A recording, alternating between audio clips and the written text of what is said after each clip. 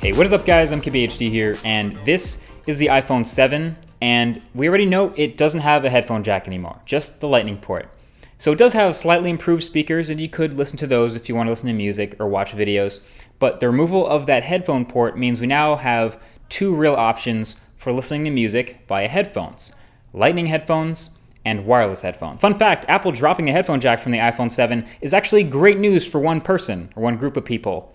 And that's headphone manufacturers, because they just got a huge new market of people to sell headphones to that didn't exist before, and that's iPhone 7 buyers. So as this iPhone comes out and it's brand new, the accessory market is young, so if you're gonna be early to this phone, you gotta be early to the accessories. So these are those accessories. Option 1, lightning headphones. So your default option is the lightning earpods that come in the box. They're nothing special, but you can see obviously instead of ending in a 3.5mm headphone jack, it's a lightning port, so it plugs right in, no charging required, no adapter required. This is the standard now. Everything else about them, from the earpods to the inline controller, is the same as before.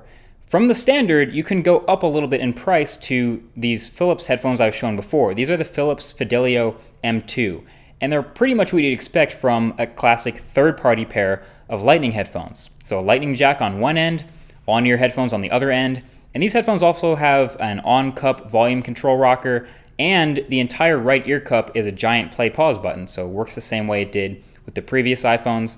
But yeah, now it's the primary option. It's standard, plugging right into that lightning port. This is the other over-ear pair I've showed in a previous video. These are the Audeze Sign.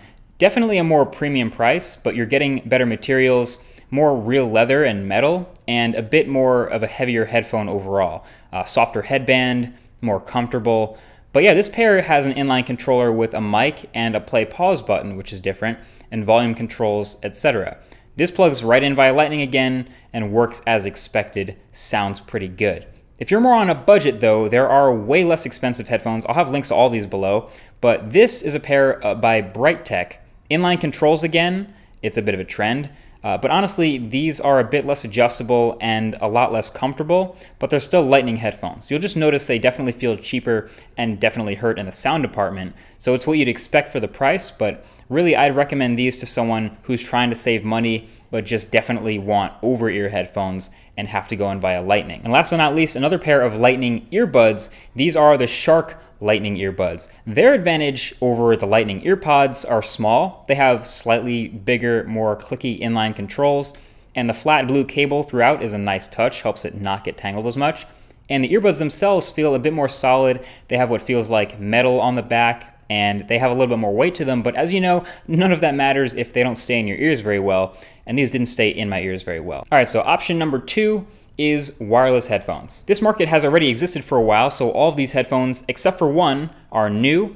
But the thing about wireless headphones is you're never quite gonna match the level of sound quality you get from wired, but what you wanna look for in wireless headphones is a really long battery life to hopefully alleviate the inconvenience of having to charge them. So the default option here with the iPhone 7 is the new AirPods. You know, the ones, the $159 earpods without wires.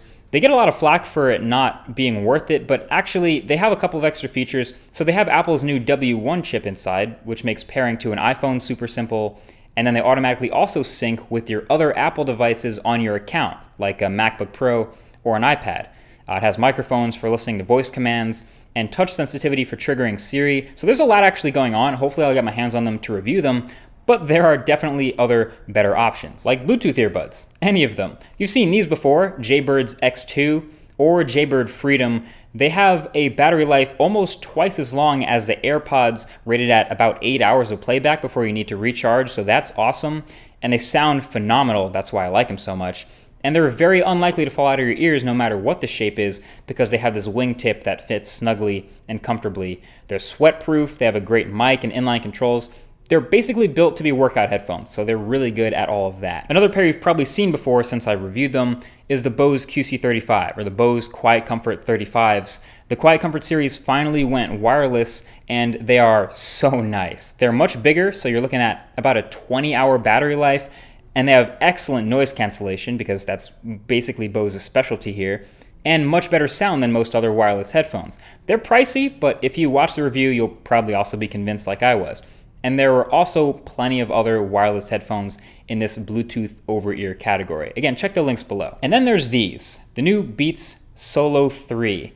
They were announced alongside the new iPhone on stage, since Apple owns Beats now, and they're still Beats. They're on-ear wireless headphones, and they also have the new W1 chip inside them like the AirPods do. So when you turn them on, they pair to your iPhone really easily, like the AirPods, and in theory, the rest of your Apple ID devices as well.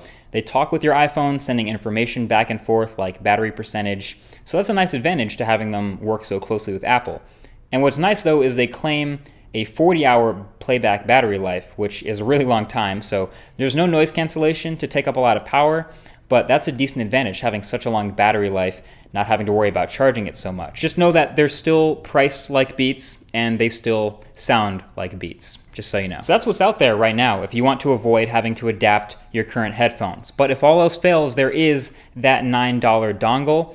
I'm personally against dongles. I don't want to have to think about an adapter every time I want to plug my headphones in, but worst case scenario, you keep your current pair of headphones and plug the dongle in to the end and just leave it there permanently. That way, hopefully you won't lose it. But listen, this market, which is so small right now, will grow a lot in the next year. Like, I want to say 99% of the companies who are making headphones for iPhone right now with the 3.5mm jack, they'll probably all be making Lightning headphones to take advantage of this new market within the next year. Pretty much guaranteed. So they can thank Apple for the huge new market to sell headphones to. We can thank Apple for the inability to charge and listen to wired music at the same time. But here's what I'd like to see in the next iPhone. I know it's pretty early, but I'd like to see the next iPhone have 2 Lightning ports. And if someone wants to get in on it early, they can make an Android phone with 2 USB Type-C ports. And I wouldn't really care about the lack of headphone jack as much. Either way, that's been it. Thank you for watching, and I'll talk to you guys in the next one. Peace.